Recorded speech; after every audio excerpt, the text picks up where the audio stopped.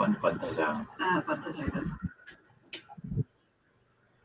Hola, buenos días acá en Uruguay, buenas tardes allá en Italia. Bienvenidos a todos y a todas a un nuevo encuentro acá de Cambiando el Relato. En esta oportunidad el título es Sigamos Desaprendiendo, y es para mí un honor presentar a 3 personas que son maestros.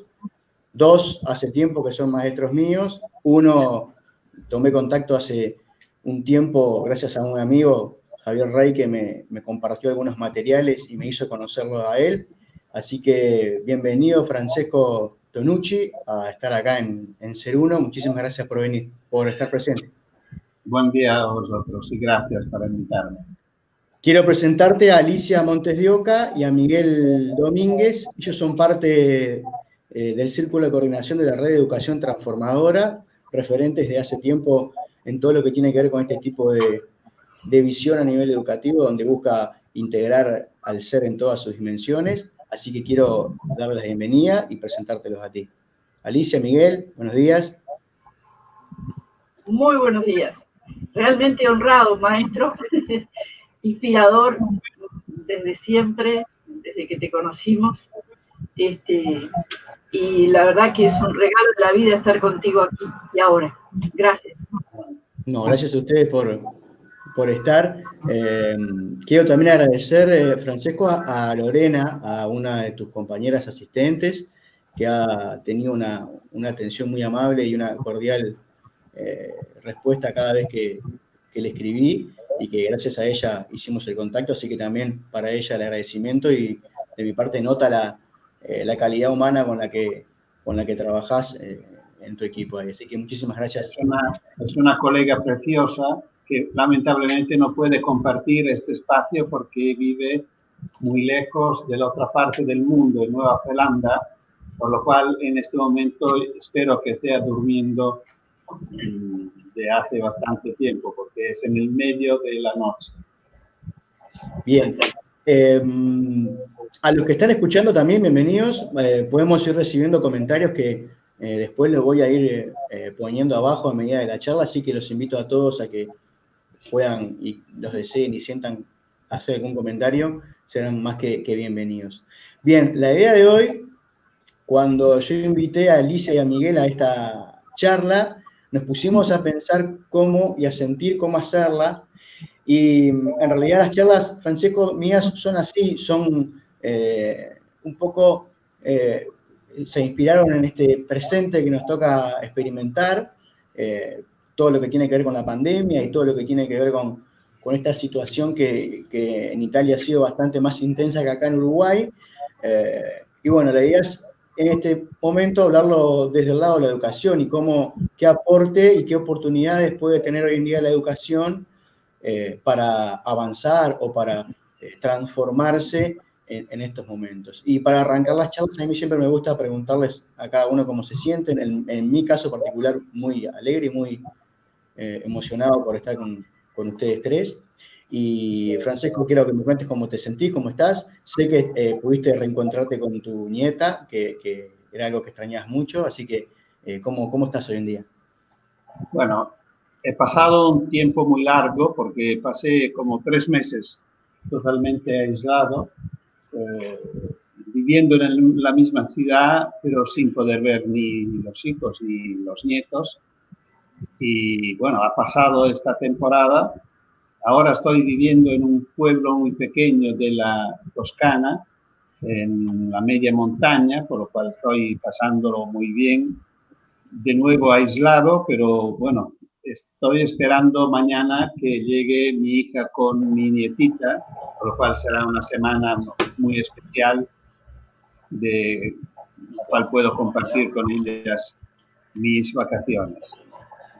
El otro tema interesante es que me jugué las vacaciones, porque pensando que con el tema de la pandemia mi agenda se había borrado totalmente, se había quedado libre. Después empezaron todas estas entrevistas, webinar, teleconferencias y tal.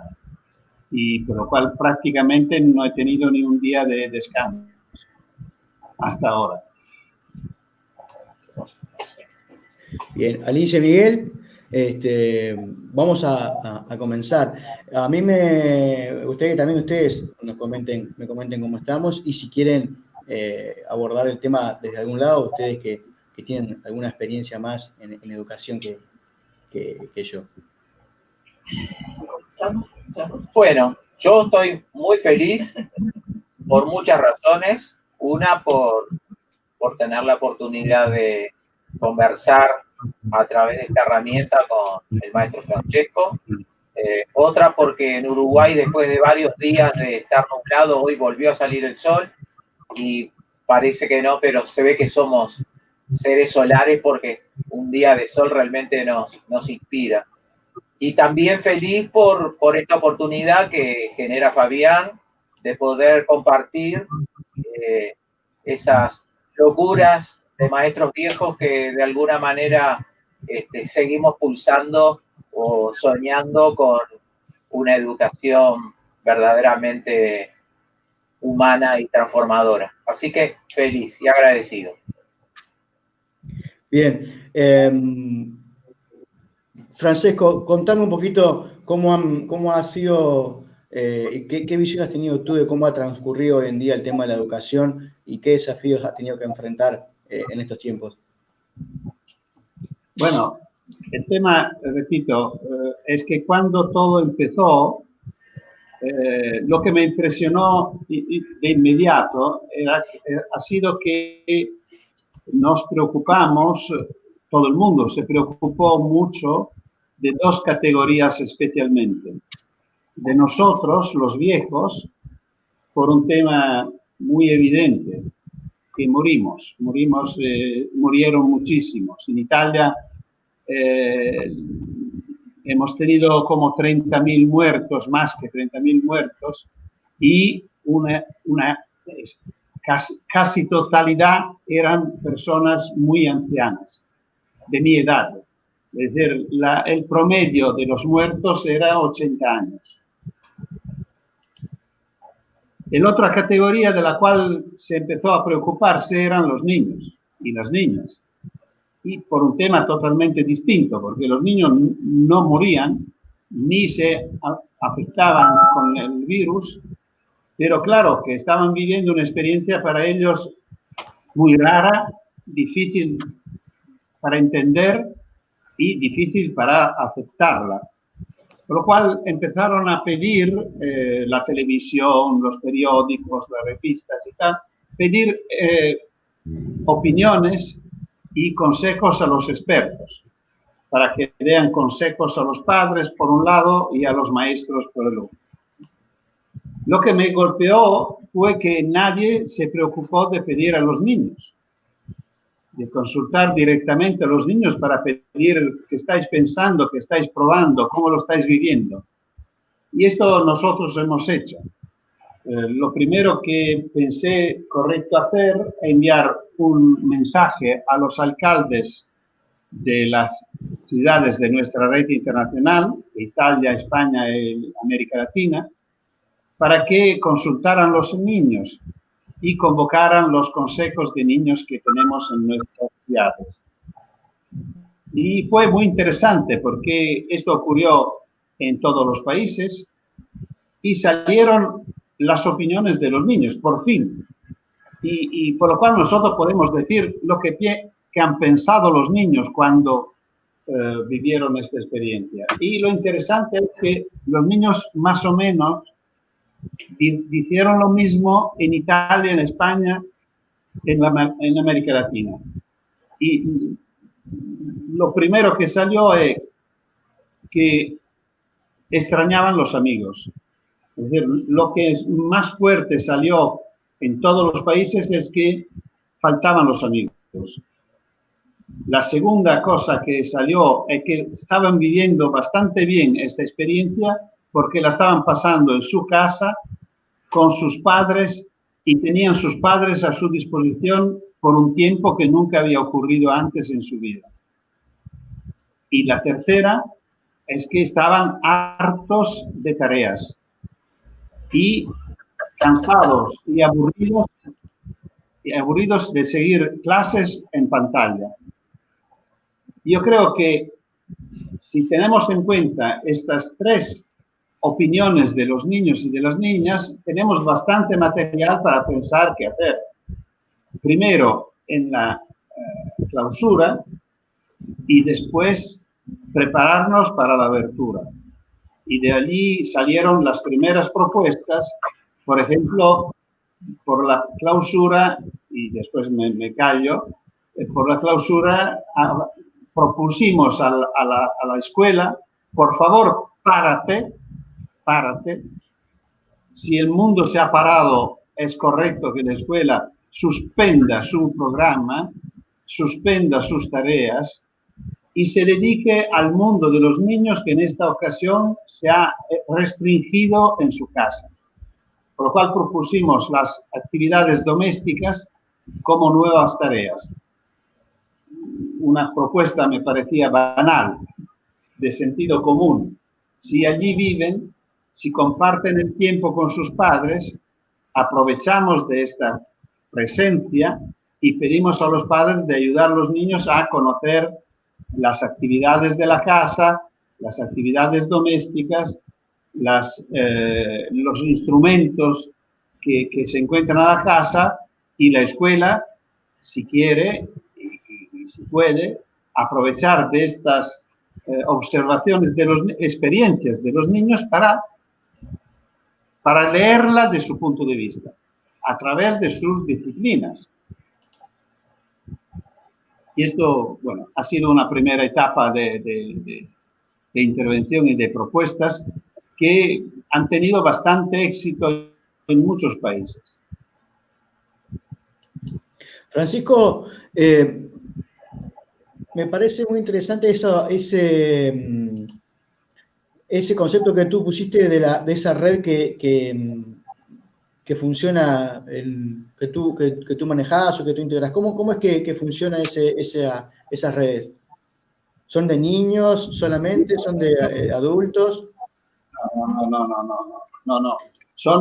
Es una red, bueno, el proyecto La Ciudad de los Niños es un proyecto político, no es un proyecto pedagógico, tampoco es un proyecto para niños. Es un proyecto que nosotros, desde hace casi 30 años, porque empezó en el 91, lo ofrecemos a los alcaldes. Y lo ponemos en la mano del alcalde por una razón muy específica, porque es un proyecto transversal. Y su interés, su objetivo es el cambio de las ciudades. Promover un cambio en las ciudades para que las ciudades sean adecuadas para todos los ciudadanos, a empezar de los niños. Siempre repetimos como un lema: una ciudad adapta, que responde a las necesidades de los niños, será una ciudad buena y adecuada para todos. Por lo cual, los niños lo proponemos como parámetro, como modelo. Y por lo cual, el proyecto se mueve sobre dos ejes principales. Uno es la participación de los niños al gobierno de la ciudad, aplicando el artículo 12 de la Convención de los Derechos del Niño, que dice que los niños tienen derecho a expresar su opinión cada vez que se tomen decisiones que los afectan. Pensamos, por ejemplo, en este tiempo. Se están tomando muchísimas opiniones que afectan a los niños y nadie se preocupa de consultarlos.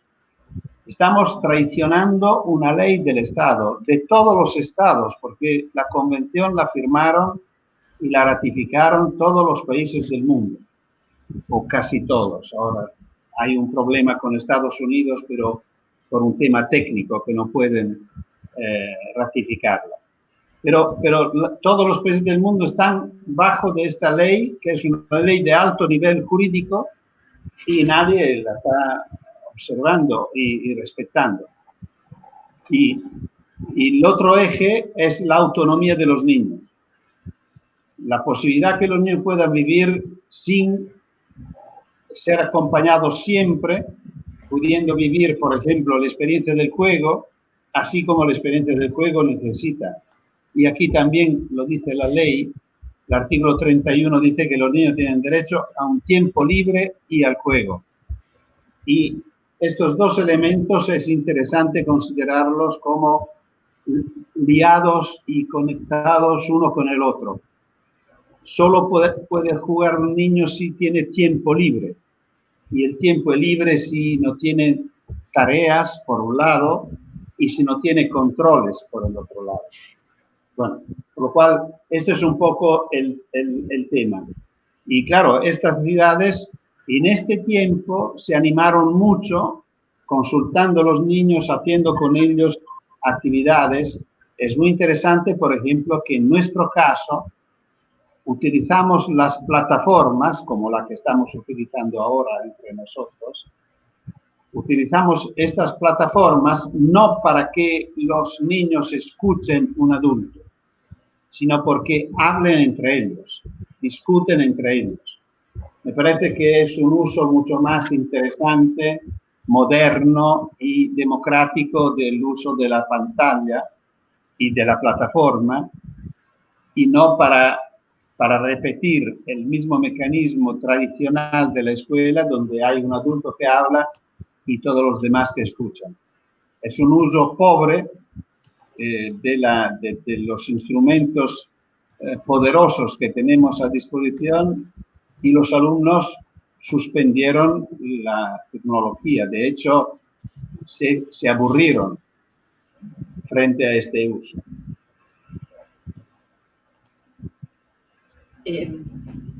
Acá un poco no sé, Fabián, ¿se puede? No, estoy acá. Bien. Acá en Uruguay, por ejemplo, a partir de la red de educación transformadora, también vimos eso que desde el principio, desde el comienzo en que se planteó aquí el aislamiento, el trabajar desde ese lugar, ¿no? O sea, fue todo un aprendizaje para todos, ¿no? Para los adultos también, para los docentes, el cómo llevar adelante o tomar o percibir estas herramientas que tenemos, ¿no? En Uruguay está bastante extendido con el tema del Ceibal, no sé si estás un poco enterado sobre eso. Y bueno, fue una de las herramientas que se tomó, y desde ese lugar que la estás planteando, con el tema de los niños, de poder ver qué era lo que estaban sintiendo, y a su vez apoyar mucho a los adultos en todo esto, ¿no? Porque a todos nos tomó de sorpresa, ¿verdad? Si bien nosotros de alguna manera lo vimos venir, ¿no? Por lo que estaba pasando en Asia, en Europa, ¿sí? Llegó después por acá. Pero recuerdo que como red estábamos reunidos aquel 14 de marzo, y bueno, vimos de mantenernos apoyados. Comenzamos a hacer Zoom todos los domingos para estar unidos en todo esto, ¿ah? Y entonces fuimos recibiendo de cada uno las experiencias que iban teniendo, ¿no? Y así como tú lo planteas, de lo positivo que ha sido con el tema de la ciudad de los niños, ¿no? De esta red, también nos pareció a nosotros, o es lo que estamos recogiendo a través de esta visión transformadora de la educación, ¿no? ¿Ah? El tema de los padres que estaban más tiempo en casa, que todo tiene mucho de positivo, pero que a su vez hay que desaprender un montón de cuestiones, porque hay un montón de preocupaciones, no solo desde lo sanitario, sino además desde lo económico, una serie de cuestiones. Y además, volver a retomar ese estar con los niños todo el día, ¿verdad? Que no es algo a lo cual no estábamos acostumbrados. Y bueno, y por lo que estamos recogiendo, está siendo una exquisita experiencia. Incluso acá ya se está retomando la presencialidad sin obligación. Y hay bastante resistencia de parte de los papás, en algunos casos, no en las escuelitas transformadoras, bueno, estamos recibiendo que en general están yendo todos los niños, pero a nivel público, que hay muchas familias que no los están mandando, están decidiendo no enviarlos a la escuela. ¿Ah? Y las razones por las cuales no los envían son las mismas que estás exponiendo, ¿verdad? Los chicos se cansaron de las pantallas y pero muy especialmente de eso que, bueno, tú siempre has planteado y defendido, el tema del sinsentido de las tareas domiciliarias, ¿no? Lo que acá llamamos deberes. Digo, por un lado, encontrarse con esa fría pantalla, además, de repente con las mismas características que se vivían en el aula en algunas cosas, y por otro lado, sin la presencia de sus compañeros, que es realmente lo que más necesitaban, ¿no? Entonces, por acá, desde la red, desde esta visión que estamos teniendo y que estamos pulsando, como justamente se trabajó mucho con ese tema, con escucharlos, qué es lo que sienten, qué es lo que pasa, cómo están viviendo las familias, todo eso, muchos centros de la red impulsaron actividades diferentes, por ejemplo, hacerles llegar semillas para que hicieran su huerta orgánica, ¿verdad? O diferentes tipos de tareas, el tema de las recetas, de cocinar en familia, de todas esas tareas que impulsas, ¿no? Que más de una vez leímos que planteaba. Y bueno, y ha sido muy, muy, muy rico todo eso, muy rico. Ahora, claro, son situaciones diferentes, ¿no? Las que vivió Italia con las que está viviendo Uruguay, concretamente, no América Latina, porque acá también situaciones muy parecidas a aquellas. Pero acá muchos quieren el contacto con sus amigos, ¿tá? Tal vez porque hubo un poco menos de temor, ¿tá? O porque ellos lucharon mucho más para estar junto con sus congéneres, ¿tá? O familias que estaban más abiertas para poder hacerlo. Pero sí, el sentir era, bueno, volver a la escuela y querían volver, y de hecho lo están haciendo, y muchos de los protocolos a nivel de las escuelitas transformadoras, que por un lado se respetan, por otro lado se toman desde un lugar que les da libertad a los niños de estar cerca, de sostenerse, de manejarse, ¿verdad? Pero bueno, un poco nos ocupa ahora para ver cómo seguimos caminando después, ¿no? Y estos aportes que estabas dando, esto que estabas planteando, del consultarlos, entendemos que es esencial, ¿no? Nosotros acá le llamamos el círculo, o sea, eso de juntarnos el círculo y ver qué es lo que estás sintiendo, que es un poco lo que Fabián hacía al principio, ¿no? Bueno, Francesco, ¿cómo te sentís? Lo mantuvimos en cada encuentro a través de la pantalla, y bueno, y tratando a través de este medio de llegar a todos los que más podamos,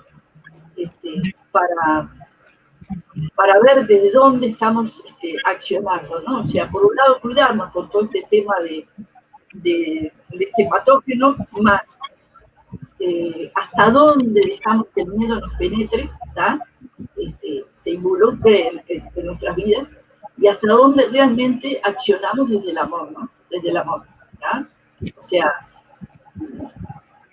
me pregunto cuánto vale la vida vivirla con miedo, ¿tá? O cuánto vale realmente vivirla desde el amor y la libertad, aunque tal vez nos cueste algunos años o meses de vida. Que cada cuando la voz se perdía, por lo cual en algunos momentos he podido seguir menos, pero sí, claro, estamos totalmente de acuerdo. Y yo creo que un elemento muy importante que a mí me interesó subrayar, porque en Italia se ha aprovechado muy poco de estas propuestas, mucho más en América Latina.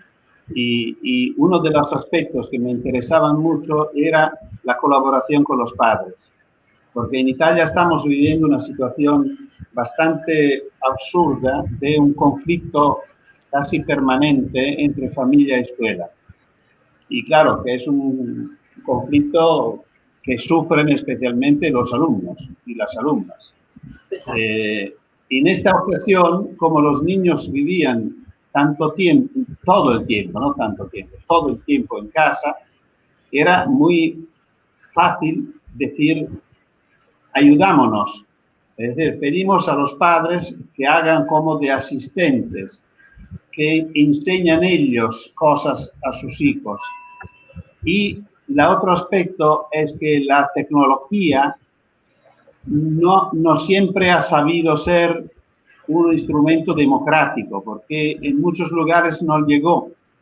Exacto. En muchas familias no había aparatos o no había suficientes aparatos, porque de repente lo necesitaban los padres, los hijos, y si eran más que uno, necesitaban 2, 3, 4 aparatos para poder trabajar. Casi ninguna familia tenía tantos. Y por último, muchas familias ni tenían un espacio donde esto podía ocurrir. Hay muchas casas donde hay una mesa.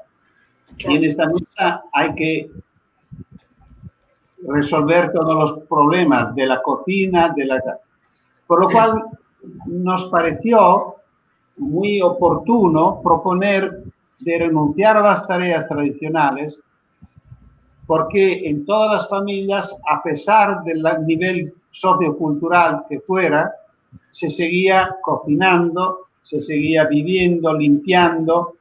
En todas las familias hay fotos con las cuales se pueden reconstruir las historias de los niños y de las niñas. Es probable que hay libros. Si no hay libros, se puede hacer de manera que lleguen los libros para que la familia pueda leer junto. Puede seguir cuidar una plantita y son maneras distintas, nuevas, no son tan nuevas, pero bueno, de lo normal para hacer lengua, como tú decías, a través de las recetas, por ejemplo. Escribir recetas es una forma sofisticada de usar la lengua. Se puede hacer lengua teniendo un diario que puede también ser secreto para conservar memoria de lo que va ocurriendo.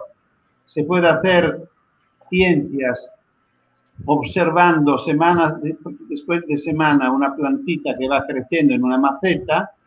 Se puede hacer geometría haciendo un plan de la casa donde vivo, y así corriendo se pueden utilizar muchos elementos. Y esto me parece que nos sugirió también algunas ideas para el después. Porque claro, que si la casa ha sido el laboratorio natural de la escuela, cuando el mundo de los niños era identificado con su casa, cuando la ciudad se abre, lo que fue la casa puede ser la ciudad, puede ser el entorno, que puede ser el bosque, que puede ser el campo, que puede ser la ciudad metropolitana, depende de dónde viven los chicos. Y desde allí empezamos a hacer propuestas para la abertura.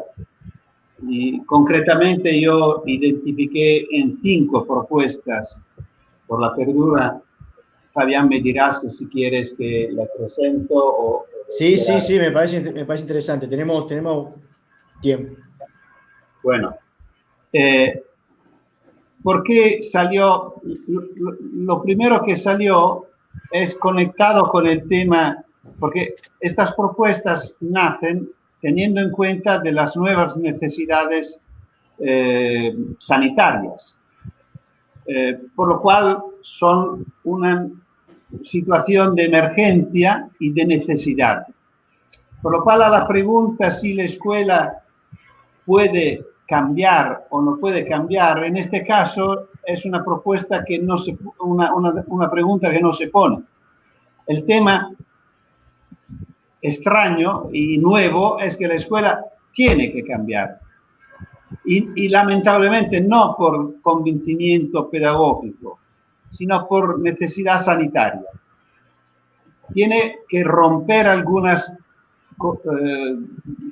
condiciones tradicionales, sí o sí, porque así es una necesidad. Por ejemplo, las clases hay que romperlas, porque el mismo número de niños y niñas no pueden estar en el mismo aula por temas de distancias. Esto crea una situación nueva. En Italia se van buscando sitios. ¿Qué significa? Significa que la escuela está pidiendo a los ayuntamientos espacios vacíos donde colocar los niños que no pueden entrar en las aulas. Me parece una petición pobre y sería interesante hacer una petición más rica. Y la primera propuesta de los 5 puntos es que el ayuntamiento ofrezca, perdona que contesto al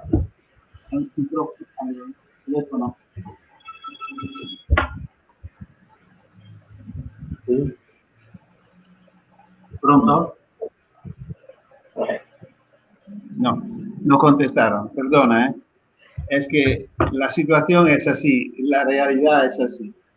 Decía que la idea es que la ciudad pueda ofrecer mucho más que espacios, ¿sí?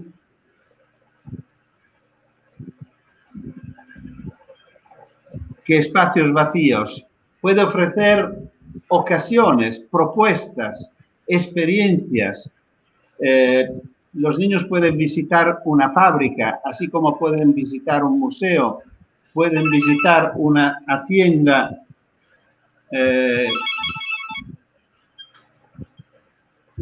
agrícola.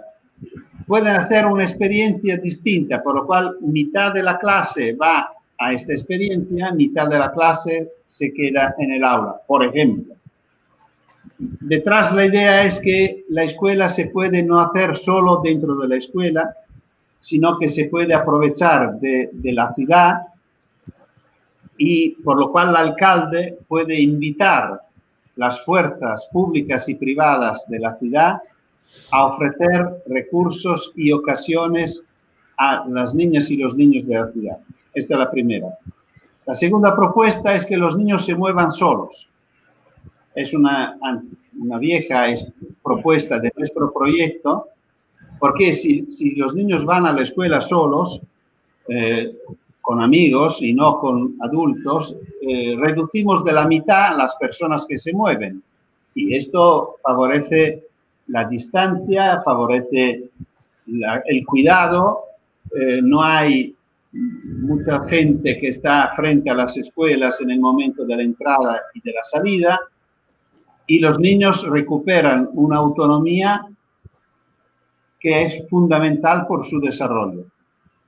La tercera propuesta es de nuevo una propuesta a las ciudades. Es muy banal que las calles cercanas a la escuela, las calles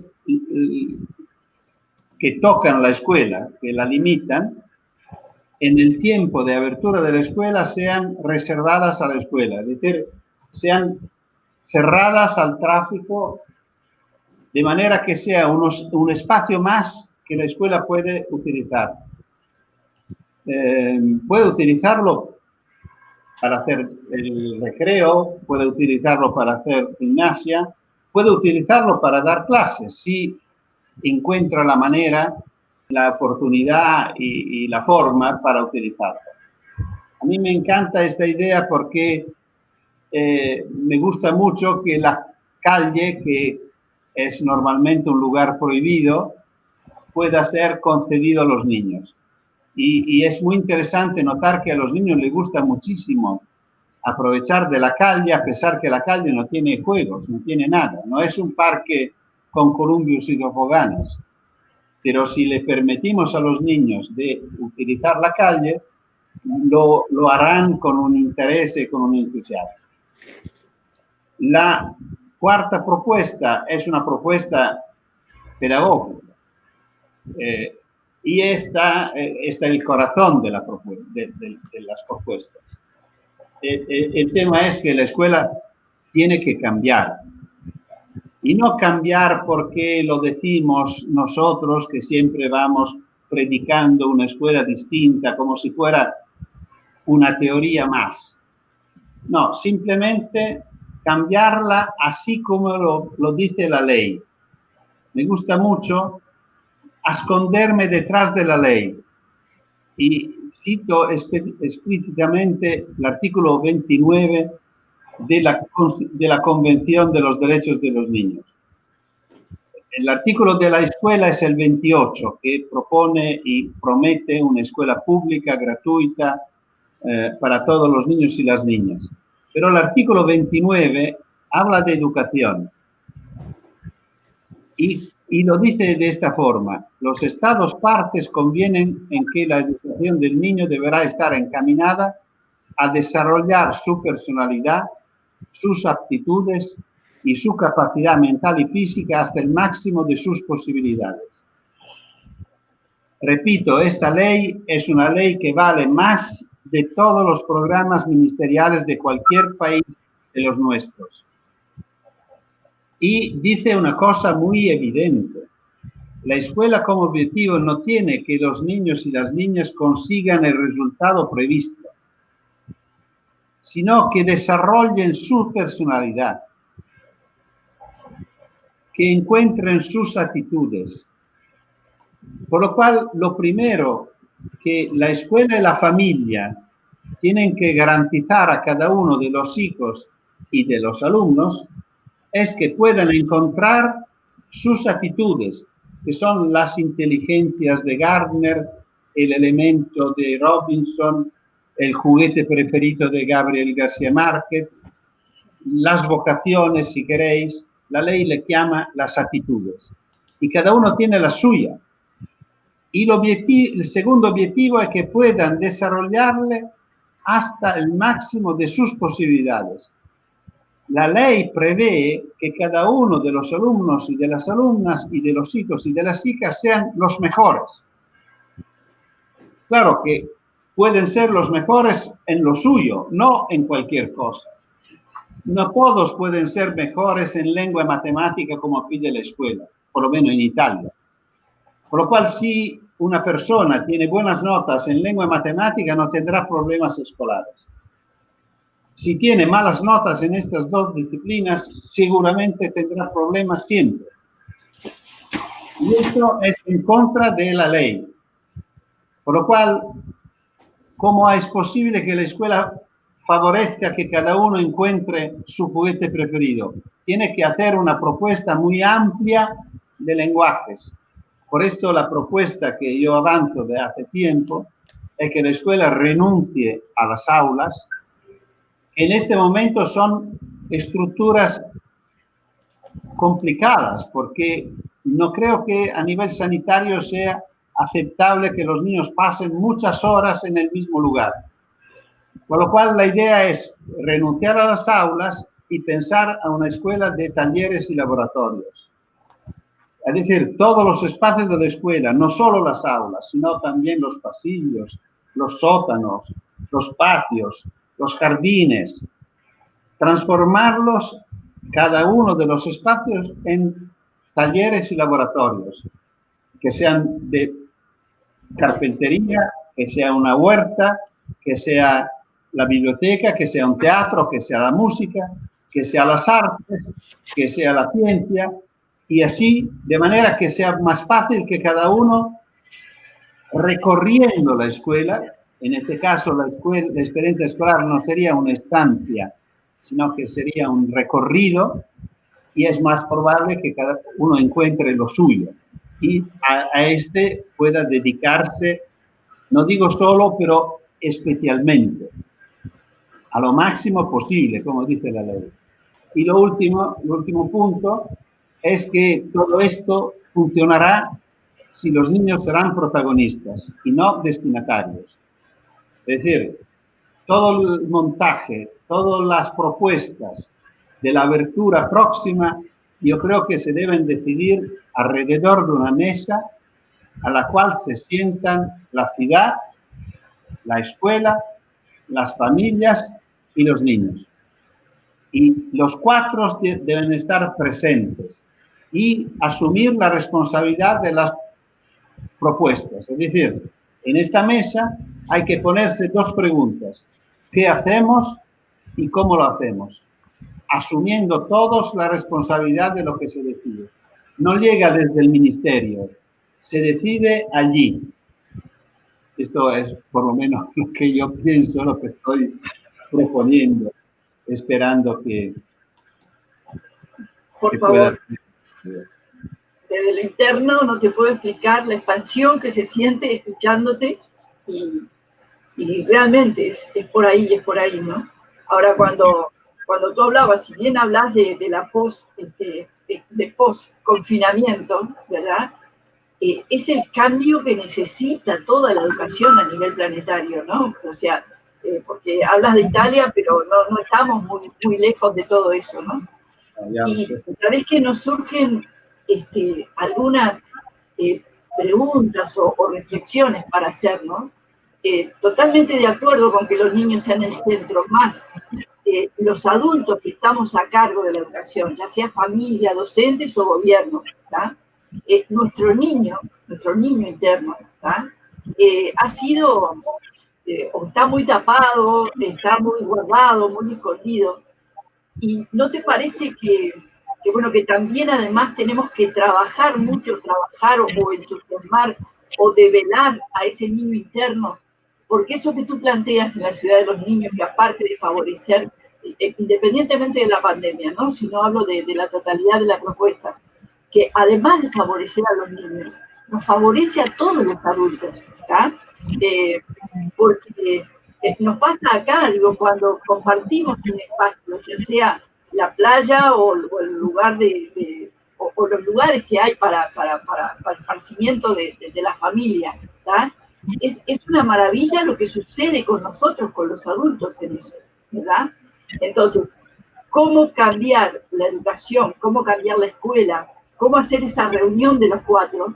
Si antes los adultos no desaprendemos toda esta cantidad de cosas que han hecho que nos fuéramos cada vez más estructurando, ¿no? Porque en todo esto también está el tema es que la familia, como institución, ha perdido valor, ha perdido empoderamiento, o sea, ha tercerizado la educación, ¿verdad? En los docentes, en la escuela, en el sistema educativo, ¿verdad? Por otro lado, los docentes, y bueno, hay que tener realmente, por supuesto que los hay y muchos, ¿verdad? En todos los lugares, ¿no? Conocemos muchos dentro de la red, pero fuera de la red también. Estamos todos justamente pulsando por salir de ese corset, por salir de esa zona que podemos llamarle de control o de confort, ¿verdad? De determinadas cosas. Y ahí volveríamos un poco, o sea, yo no sé si es pregunta o es una reflexión, a salir de la zona del miedo. Yo no sé qué pasa en Italia, pero acá, por ejemplo, con el tema de los currículums, con el tema de las tareas, con el tema de las aulas, el tamaño, ¿verdad? Antes y post pandemia, ¿verdad? Son todos, y ni hablar tampoco, acá en América Latina, por ejemplo, y concretamente en Uruguay, de esos lugares que de repente tenemos aulas grandes, aulas espaciosas, y otros lugares donde son muy pequeñas, ¿no? O sea, es apuntar más al contenido, al centro, al qué hacemos, al cómo me relaciono con ese otro niño, con ese otro compañero, ¿verdad? Y no sé, desde mi foco, el tema de cuánto hacemos por miedo para cumplir, digo, con las tareas, por ejemplo, habemos muchísimos docentes que ya estamos de acuerdo con eso hace mucho tiempo, pero que los padres las exigen, por ejemplo, ¿tá? Además de las autoridades, ¿tá? Y bueno, y después dentro de lo que es el aula, bueno, la dirección, la inspección, o sea, todas esas cuestiones que hacen al miedo y que nos coartan la libertad de realmente mostrar nosotros como docentes esos talentos que tú estás planteando para poder despertar los talentos de esos niños que acuden a la institución, ¿verdad? O dentro de la familia, el poder respetar a los niños, escucharlos, preguntarles qué es lo que opinan, pero muchas veces ni yo como padre o madre, ¿verdad? Me escucho qué es lo que opino, sino que estoy viendo a ver qué es lo que opina el resto y por dónde, y qué es lo que significa ser buen papá o buena mamá, ¿verdad? O buen docente, ¿verdad? O sea, es como que hay mucha cosa para podernos sentar, esos 4 que decías tú, para seguir trabajando, ¿no? Ese trabajo interno. No sé, queda por ahí planteado. ¿Qué es lo que sientes? Yo creo que para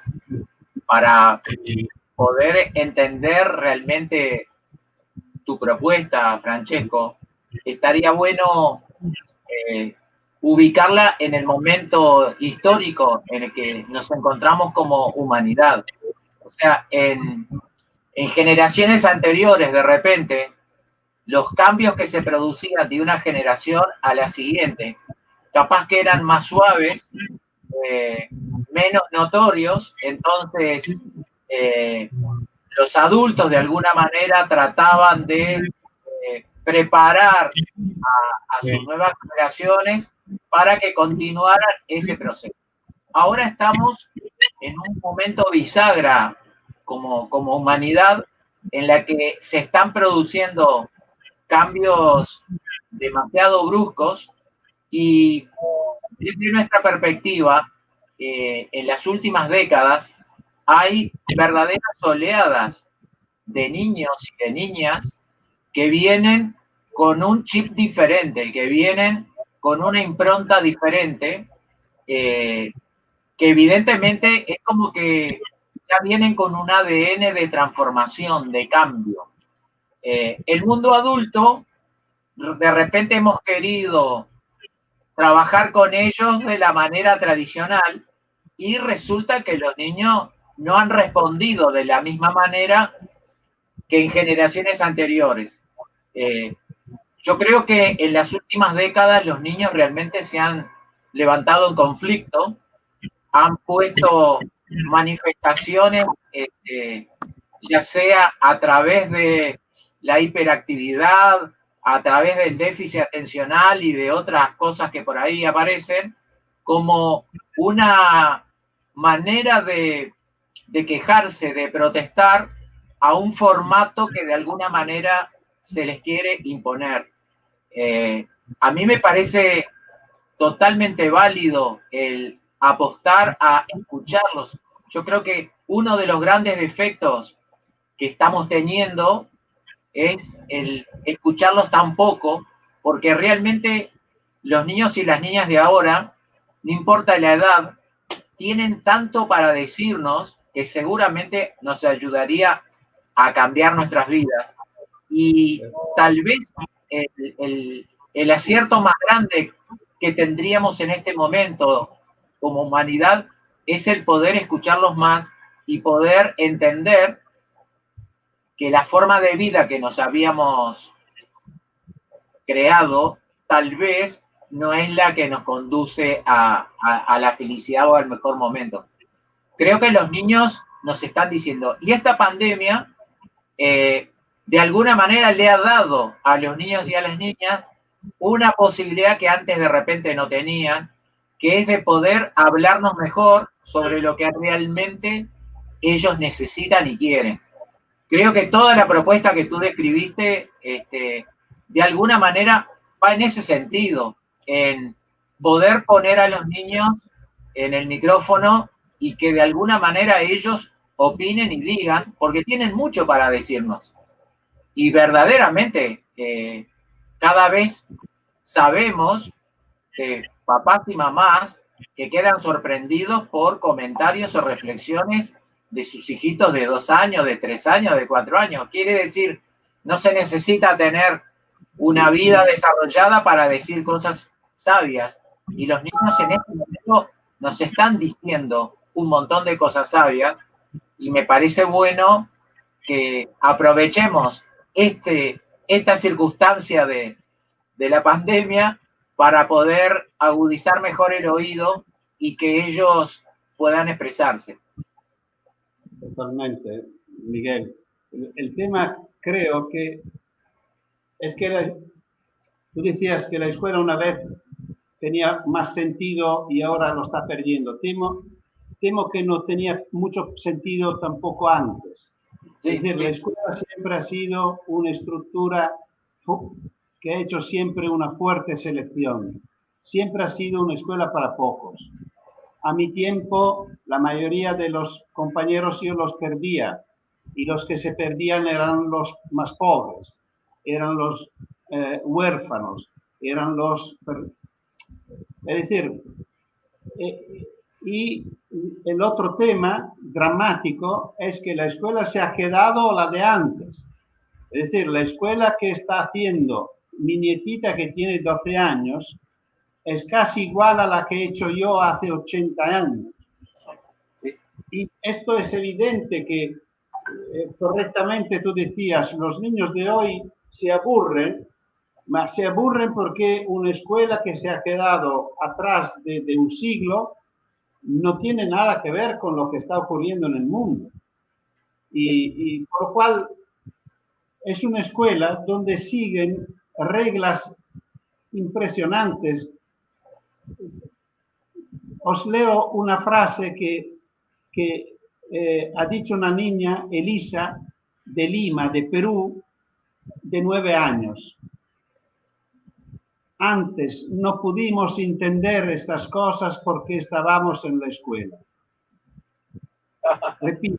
Repito, dice, antes no pudimos entender estas cosas porque estábamos en la escuela. Es decir, la escuela es un lugar donde no se puede entender el mundo. Es un lugar ajeno. ¿Sí? Aspetta, sono in teleconferenza, ti chiamo io. No. Los hijos. Sí. Para decir que estamos viviendo en este mundo. Sí. No, decía, esta niña dice una cosa dramática. Dice, yo quiero que la escuela sea el lugar donde se entiende el mundo. Si claro. Dice que no, pero es verdad que cuando yo estudiaba de maestro, me decían que un buen maestro tiene que dejar sus problemas fuera de la puerta del aula. Exacto. Y mi maestro de primaria nos decía que los bolsillos de los alumnos debían estar vacíos, porque dentro de nuestros bolsillos había testigos de nuestra vida, animalitos muertos, piedritas, cuerdas, cromos, había de todo. Y claro que si secaban estas cosas, era nuestra vida que entraba en el aula. Y nuestra vida no debía entrar en el aula. Y por esto, por ejemplo, Don Milani, no sé si se conoce la experiencia de Barbiana, de la escuela a la cual salió la carta a una maestra, fue un escándalo porque todos los días en esta escuela se pasaba 1 o 2 horas leyendo el periódico. Y la historia y la geografía eran la historia y la geografía de lo que ocurría en el mundo. Y esto pareció una cosa rara o una cosa inadecuada en una escuela que debía estar un poco fuera del mundo. Bueno, todo esto no se puede defender. Así como, por ejemplo, yo estoy preocupado de una preocupación que escucho mucho de parte de la escuela. La preocupación es, ¿cuánto perdieron los alumnos en estos meses de suspensión de la escuela? ¿Cuánto perdieron y cómo podemos recuperarlo? Y se están haciendo planes hasta pensar que, por ejemplo, el próximo año escolar será dividido en 2 partes. Una primera para recuperar el año pasado y una segunda para empezar el nuevo. Yo estoy recomendándome con los maestros, es decir, hacemos el contrario. Trabajamos sobre lo que ganaron los niños en este tiempo de pandemia. Claro. Y todos ganaron mucho. No siempre solo en conocimientos escolares, también, pero especialmente en la vida. Aprendieron a vivir aislados, a vivir con sus padres, aprendieron a jugar de otra manera, aprendieron a comunicarse con afuera de otra forma, aprendieron a hacer cosas, aprendieron a cocinar, aprendieron a hacer cosas normales de todos los días. Lo aprendieron varones y mujeres, mientras que muchas veces eran actividades domésticas especialmente para mujeres, o por lo menos que se pensaba que fuesen para mujeres. Todo esto vale muchísimo. Y me gustaría que la escuela dedicara un tiempo, los primeros meses o el primer mes o más tiempo para recuperar toda esta riqueza que los niños descubrieron en su casa, para ponerla en común y para elaborarla a nivel escolar, aprovechando de las disciplinas, de las competencias escolares. No estoy diciendo que allí se tiene que pararse, no. Se puede profundizar, elaborar y ver cómo, bueno, esto lo siento mucho, esta preocupación que escucho mucho en la televisión, en los comentarios de los maestros y tal, ¿cómo hacemos a recuperar? Es lo mismo que pasa todos los años cuando yo pido por qué dan tareas para el verano, cuando el verano debería ser el tiempo de los niños, del juego y tal. Y me contestan, no, porque si no lo damos se olvidan de todo. Digo, pero si se olvidan de todo significa que lo habéis enseñado muy mal. Sí. O que no lo necesitaban. Porque en general lo que necesitamos. Claro, que las cosas que se aprenden. Si un niño aprendió en este tiempo a atar un botón, no lo olvidará por la vida. Exacto. Así como hacer una pasta. Bueno, pasta lo digo porque soy italiano, pues Uruguay también es muy italiano. Sí. Y son aprendizajes verdaderos. Y frente a esto, yo cito siempre un dato que ha salido justo en la pandemia, un dato que el ministerio comunicó, que se ha hecho una investigación y la Italia resultó penúltima sobre el nivel de analfabetos funcionales que tenemos. Significa que en Italia, que se considera un país desarrollado, se considera que tenemos un 30% de jóvenes analfabetos funcionales, que significa que aprendieron a leer y escribir, pero no lo utilizan nunca. Esto significa que en un 30% de los casos la escuela ha topado.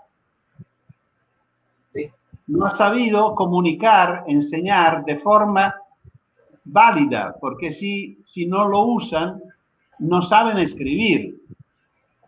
Es decir, yo siempre digo que sabe leer, no lo que sabe descifrar una palabra, sino lo que compra libros. Claro. Y especialmente compra novelas, porque necesita leer, le gusta leer. Estos son los que aprendieron a leer. A mí me gustaría que la escuela se interrogara sobre esto. ¿Cuántos de mis alumnos cada año compran 1, 2 o más libros para leerlo? Novelas. Estos son los con los cuales yo conseguí el objetivo que tenía como profesor, como docente, como maestro. Todos los demás hasta ahora no aprendieron. Tenemos que trabajar más. Y o sea, en esto mismo, y vuelvo todo esto que planteas respecto de los niños, ¿no? Es el cambiar el foco o la cabeza o la aspiración de las familias. ¿Ah? Las familias siguen apostando a esa escuela que no ha funcionado para ellos porque no han sido felices, ¿verdad? ¿Ah? Y que sigue sin funcionar, ¿ah? Pero que, no sé, desde un mandato exterior o como que queremos que los niños sigan en esa situación, que las familias quieren que sigan en esa situación. Entonces, uno de los deseos enormes que tenemos desde acá, ¿ah? El cambio de la escuela, pero el cambio de quienes hacemos la escuela, el cambio de esa visión de las familias para poder hacer realmente esa integración. Te cuento que acá a nivel de la red, y sabemos que en Argentina, bueno, estuviste hace unos días con Germán Doin y con Ginés, conocidos nuestros también. Se está dando un fenómeno de escuelas transformadoras donde son autogestivas, donde la familia, ¿ah? Con los docentes, generan ese tipo de educación que quieren para los niños, ¿verdad? O sea, es una escuela abierta, una escuela donde... Entonces, eso, el poderlo transmitir, creo que te llegó además el documento que se elaboró en Argentina a partir de estas escuelas, que bueno, que ojalá lo firmen, ¿no? Desde acá, desde Uruguay, estamos viendo de impulsar algo también así, porque es fermental, es imponente. Nosotros en el año 94 comenzamos con una experiencia educativa por acá, Colegio INCRE, ¿tá? Y claro, y algo que nos maravilló es que nosotros empezamos, como tú lo planteabas, por los niños, para los niños. Más, en esa tarea descubrimos, porque nos lo decían las familias, ¿tá? Que los más beneficiados fueron los papás, al poder cambiar esa visión que tenían respecto de la educación. Y cuando llegaron con muchísimo miedo, ¿verdad? Porque esa escuela tan diferente de lo que mostraba el entorno, había que jugársela también, ¿no? O sea, romper con todos los esquemas, donde no había notas, donde, si bien manteníamos el currículum de primaria, se trabajaba todo esto, ¿verdad? Entonces, el que las familias realmente se empoderen de todo esto. Acá, por ejemplo, a nivel de la escuela pública, hay mucho miedo de que los padres participen en la actividad de la escuela, que participen, dando opiniones, sintiendo. Y entonces, claro, se generan, eso lo planteaste también, generan situaciones de confrontamiento, ¿tá? De enfrentamiento entre familia y escuela, ¿tá? Cuando es hora de, así como escuchamos a los niños, escucharnos entre adultos, qué es lo que me pasa, qué es lo que no me deja ser feliz. ¿Realmente veo a mis niños felices? ¿Ah? Hay mucha cosa para amasar, para dinamizar, para descubrir entre todos, ¿no? Para poder llevar adelante esa propuesta que, por cierto, así, amena todo lo que ha dicho Francesco, ¿no? Realmente. Sí, sí. El tema es que vivimos en países raros. Es raro y todos lo son. Porque en nuestros países siguen pensando que un cambio en la escuela es necesario, sí, pero es posible conseguirlo cambiando las leyes. Claro, que parece la solución más fácil, claro, porque es suficiente encontrar un parlamento disponible, y muchas veces ocurre que los, sí, parlamentos están dispuestos a hacer una buena ley. Se llaman personas desarrolladas, que tienen ideas correctas sobre educación, se escribe, se hace una reforma y ingenuamente nuestros políticos piensan que en el momento que el Parlamento aprueba una reforma, el día después la escuela tiene que cambiar, porque ha cambiado la ley, si no quiere ser ilegal, tiene que cambiar. Yo asistí, no sé si a 20, 30 reformas en esta larga vida que he tenido siguiendo la escuela italiana. Ha cambiado todo en las normas. Ha cambiado las disciplinas, la estructura de la escuela, los programas 10 veces muy sensible a las últimas teorías constructivistas y todo, perfecto, casi, decimos. Bueno, lo único que no ha cambiado nada es la escuela. Es decir, la escuela, como lo decía antes, la escuela que he hecho yo se parece muchísimo a la escuela que está haciendo mi nietita ahora mismo. Esto significa que las leyes no son útiles para el cambio. La receta yo creo que sea mucho más sencilla. Los únicos que pueden cambiar la escuela son los maestros. La única energía que vale la pena promover y poner en acto es la formación de buenos maestros. A mí me gustaría que los parlamentos trabajaran sobre este tema, que el derecho a la instrucción, el derecho a la escuela debe ser no el derecho a una silla, un pupitre y libros de texto, sino el derecho a un buen maestro, que se garantiza que cada alumno tenga un buen maestro, una buena maestra. Y yo no pido más, no me interesan programas, no me interesan libros de texto, podemos ahorrar todo, porque un buen maestro hará una buena escuela, no hay remedio.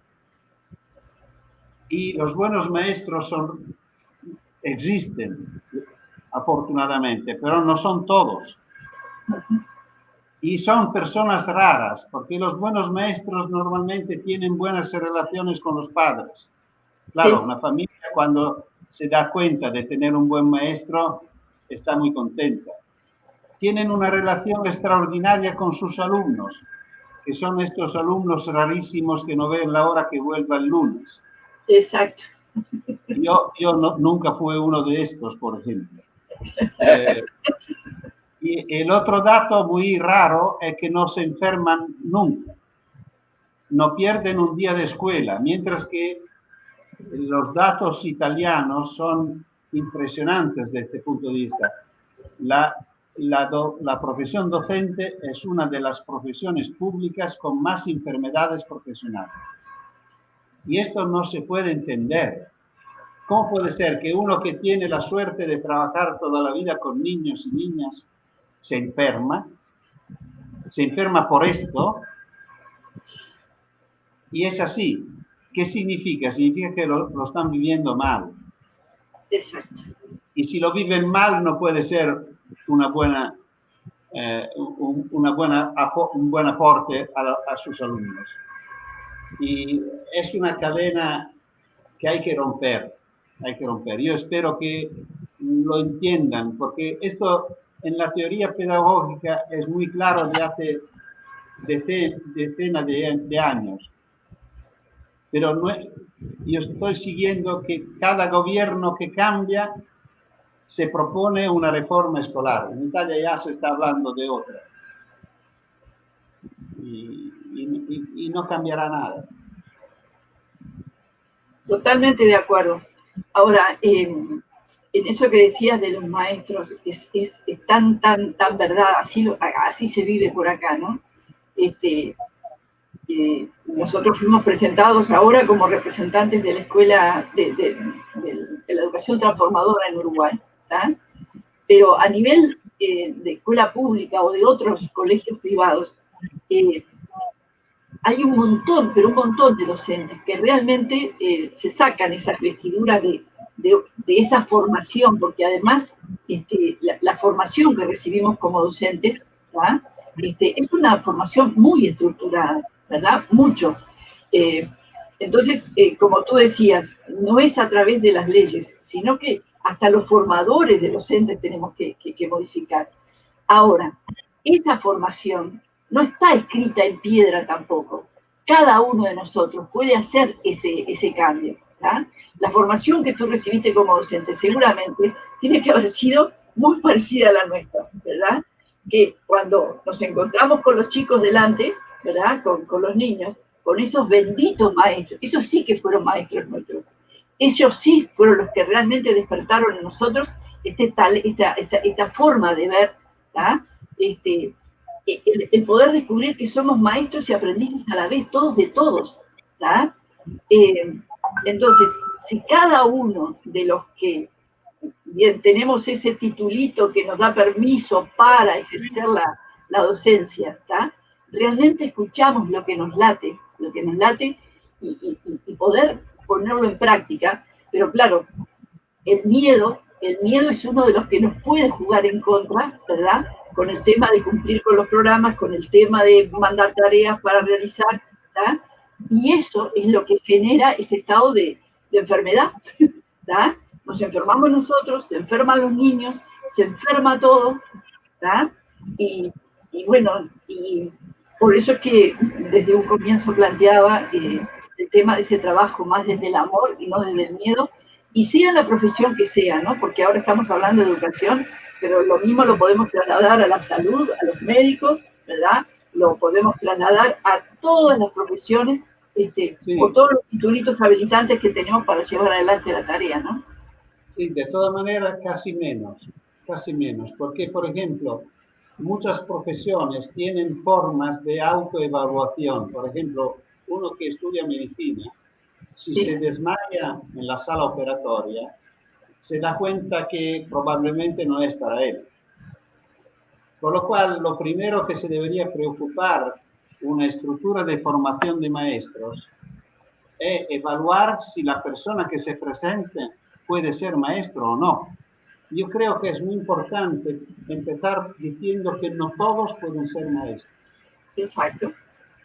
Pero por el contrario, en Italia por lo menos, no solo todos pueden ser maestras y maestros, sino que muchas veces, o casi siempre, llegan a ser maestros los que no han podido ser lo que querían ser.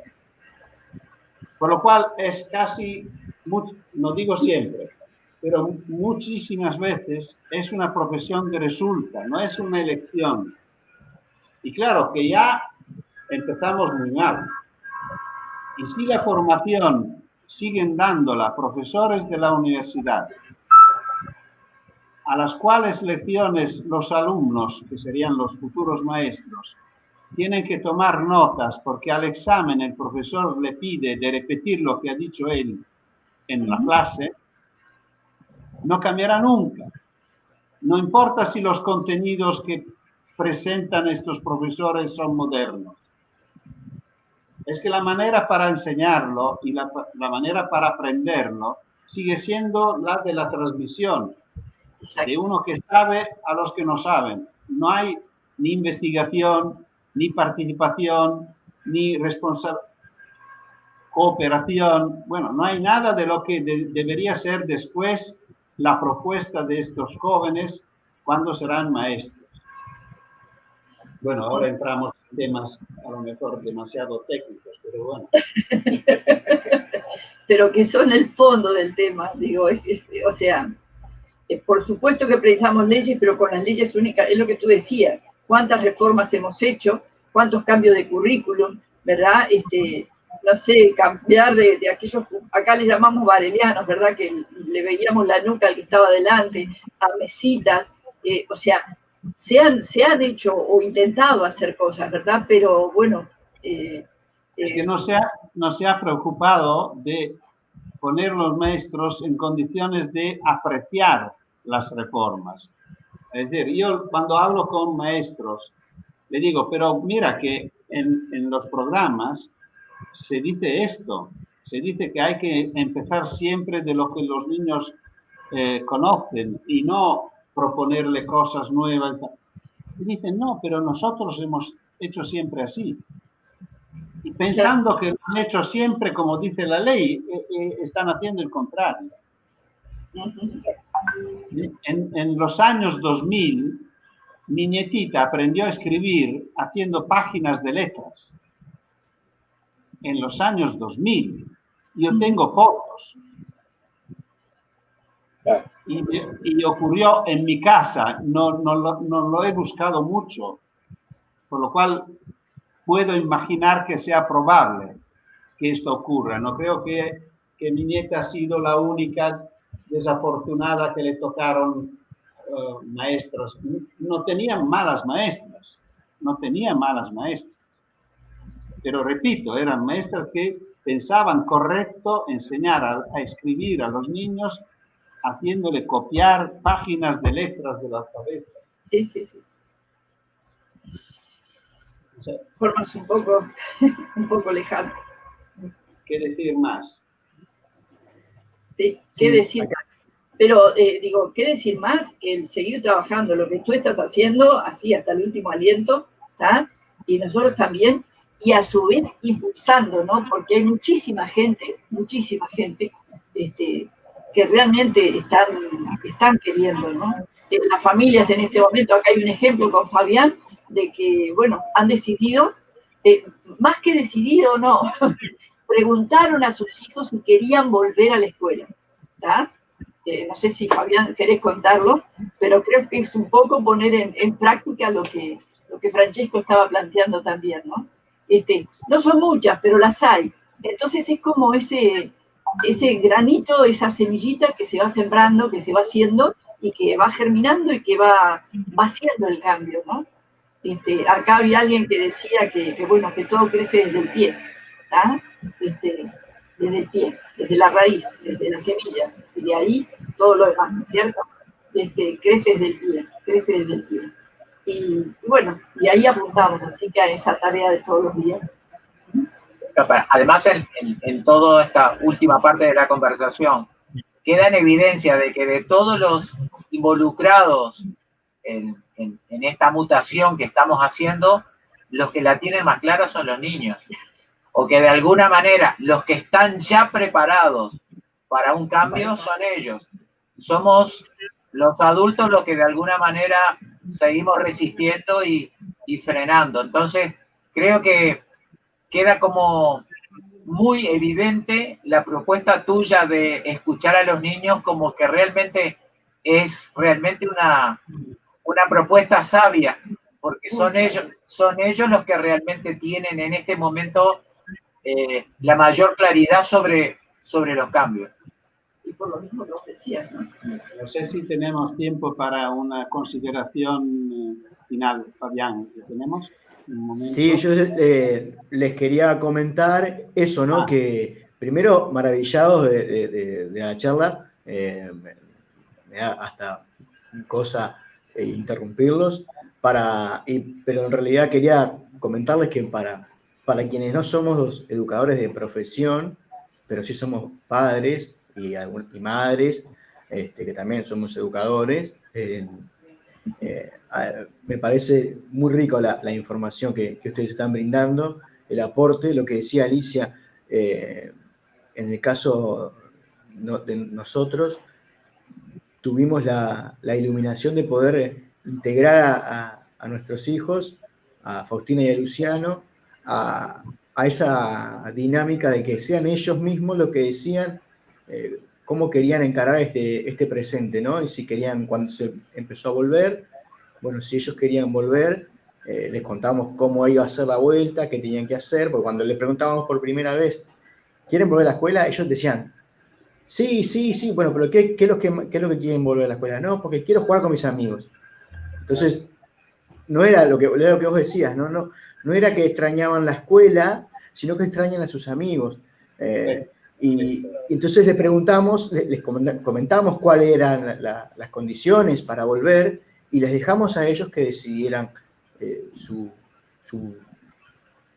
vuelta a la escuela o no. Y lo vamos monitoreando semanalmente, yo les voy preguntando cómo está pasando. Y esto, me parece que esto que ustedes están mostrando hoy en día y comentando, sirve mucho, y estoy seguro que para quienes son maestras, profesores, docentes, pero también para quienes somos padres y quienes son madres, nos ayuda mucho porque a veces aparece eso que Alicia comentaba, ¿no? Que es el miedo de si estaría haciendo bien o estaría haciendo mal. Y bueno, por lo menos escucharlos de personas que en algún momento de su vida decidieron profundizar en esto de educar y adquirir más herramientas para educar, ayuda a avanzar. Y los invito, sí, sin apuro, sin premura, a que cada uno pueda hacer alguna consideración final para ir como cerrando, porque si no se hace muy largo y la gente también se cansa, ¿no? ¿Queréis terminar vosotros? ¿O voy yo? Como ustedes quieran. No, yo solo, por una parte, os quiero enviarme de nuevo la petición porque en este tiempo recibí tanto correo que no sé si lo encuentro de nuevo. Alicia, tú ¿Sí? me contabas de suscribir una petición y si me la envías de nuevo, por favor. Bien, hablo con Germán para que lo haga y después le mandamos la nuestra, entonces, la de Uruguay. ¿Está? Genial. No, la consideración que quería hacer, y esto es algo que estaba reflexionando hoy mismo, nunca lo expresé, reflexionando sobre cómo nuestros países, hablo de Italia, vosotros podéis comprobar si pasó también para vosotros, se olvidaron totalmente de los compromisos que asumieron firmando la Convención de los Derechos del Niño. ¿Y por qué digo esto? Porque me refiero especialmente al artículo 3 de la Convención, que dice que en todos los asuntos los intereses de los niños hay que considerarlos superiores. Bueno, que los niños salgan de casa y jueguen hay que considerarlo un interés superior y una necesidad absoluta, absoluta. Cuando se examinó el tema del encierro, se decidió de parar el trabajo, pero si era posible seguirlo en casa. Se paró el tráfico, pero no para los que transportaban cosas de primera necesidad, por los cuales se ha hecho una excepción, siempre controlada de los expertos que decían cómo, si era posible, cómo. La escuela se cerró, pero se armó todo un sistema que hemos comentado hasta ahora y hemos también criticado por una parte, para seguir haciendo escuela quedándose en casa. En el caso, hasta los perros, se reivindicó el derecho de los perros a salir a sus necesidades. Y los expertos dijeron, en Italia dieron las reglas para salir todos los días con el perro. Nadie pensó que los niños también necesitan salir, necesitan encontrarse con otros niños. Yo creo que era necesario que nuestros gobiernos dijeran a sus expertos, mira, así como necesitamos comer y por lo cual tienen que moverse los que llevan comidas en las tiendas, así como necesitamos salir de casa para comprar, para comer, los niños necesitan jugar porque el juego es un alimento fundamental de la infancia. Por lo cual, yo, presidente del Consejo, pido a mis expertos de decirme cómo permitir que los niños jueguen. No decirme sí o si pueden o no pueden. Deben. Así como deben seguir los transportes de los alimentos. Es decir, no hemos tenido esto. Y repito, esto era el respeto de la Convención de los Derechos del Niño, que lamentablemente sigue siendo desconocida y no actuada. Totalmente. Sí. Acá en Uruguay incluso el equipo de científicos que asesora ya en función de la experiencia de todos los brotes que surgieron acá en Uruguay, la evidencia científica dice que el 99% de los contagios se producen dentro de algún local. Quiere decir que científicamente hay ya suficiente evidencia de que en ambientes abiertos el contacto o el contagio prácticamente es inexistente.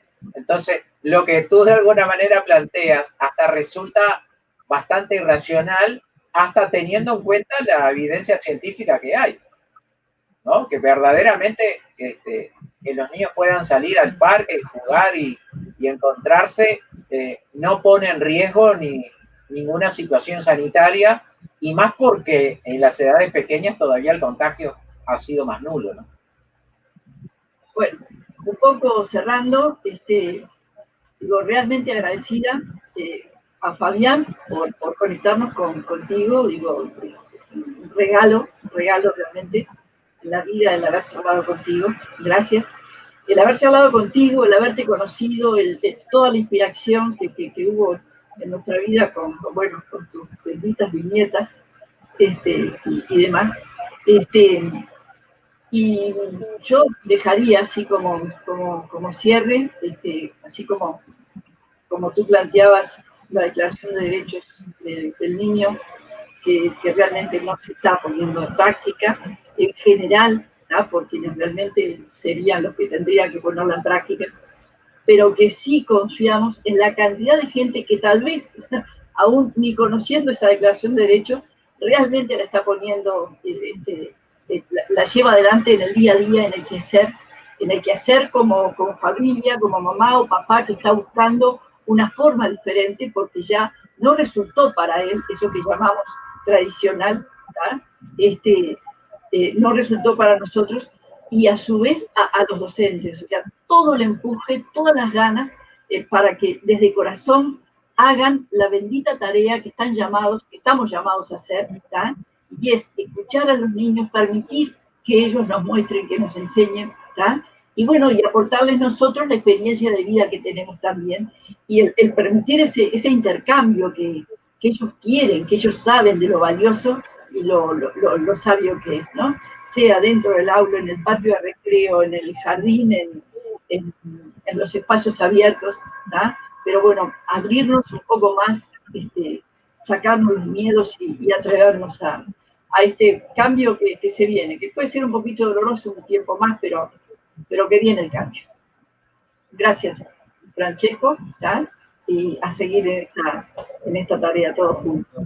Gracias, Fabián. Adiós a Uruguay. Bien, muchísimas. Y a Italia, que tanto ha aportado en este país, Italia y España. Gracias. Muchísimas gracias a los cuatro. O sea, pues hicimos una tarea entre todos. Y a todos los que están del otro lado, que son muchos comentarios, agradecerles, invitarlos a que sigan ingresando a la plataforma, que Ser Uno va a seguir buscando compartir este tipo de materiales. Agradecerte a ti, Francisco, toda tu amabilidad y tu disposición para el día de hoy. Y bueno, invitarlos a que se suscriban al canal de YouTube para poder seguir difundiendo más este material. Y bueno, buen fin de semana para todos los que están del otro lado, y buen fin de semana para ti, Francesco, y para Alicia y Miguel también, que bueno, nos seguimos viendo. Un abrazo grande y estamos en contacto. Adiós. Nos vemos. Nos vemos. Arrivederci. Arrivederci. Ciao, ciao a tutti. Chao, chao.